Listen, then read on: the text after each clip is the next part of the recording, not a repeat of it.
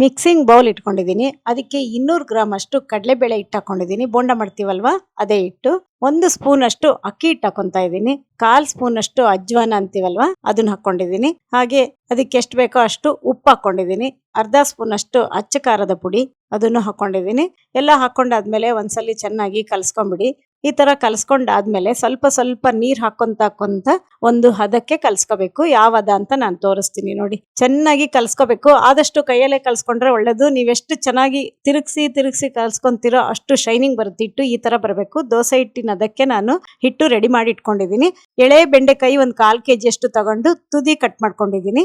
ಈಗ ನೋಡಿ ಮಧ್ಯಕ್ಕೆ 4 ಕಡೆನೂ ಸೀಳ್ಕೋಬೇಕು. ಸೀಳೋದಂದ್ರೆ ಇದೆ ಒಂದು ಚಾಕುವಿಂದ ಈ ತರ ಸೀಳ್ಕೊಂಡು ಇಟ್ಕೊಂತೀನಿ ಅಷ್ಟುನು ಬೆಂಡೆಕಾಯಿನು.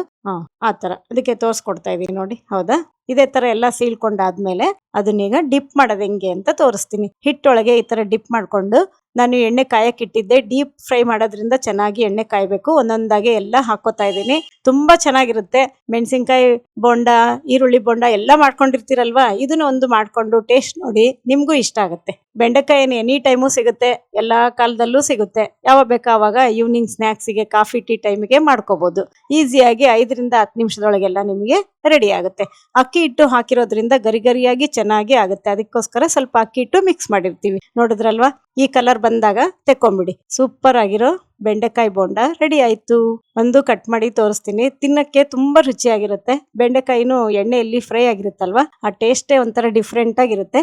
ಎಷ್ಟು ಚೆನ್ನಾಗಿ ಲೇಯರ್ ಬಂದಿದೆ ನೋಡಿ. ತೆಗೆದು ತೋರಿಸ್ತಾ ಇದ್ದೀನಿ ಈಗ. ಇಷ್ಟ ಆಗಿದ್ರೆ ಲೈಕ್ ಕೊಡಿ, ಶೇರ್ ಮಾಡಿ, ಹಾಗೂ ಪರಿಮಳ ಕಿಚನ್ ಯೂಟ್ಯೂಬ್ ಚಾನೆಲ್ನ ಸಬ್ಸ್ಕ್ರೈಬ್ ಮಾಡ್ಕೊಳ್ಳಿ.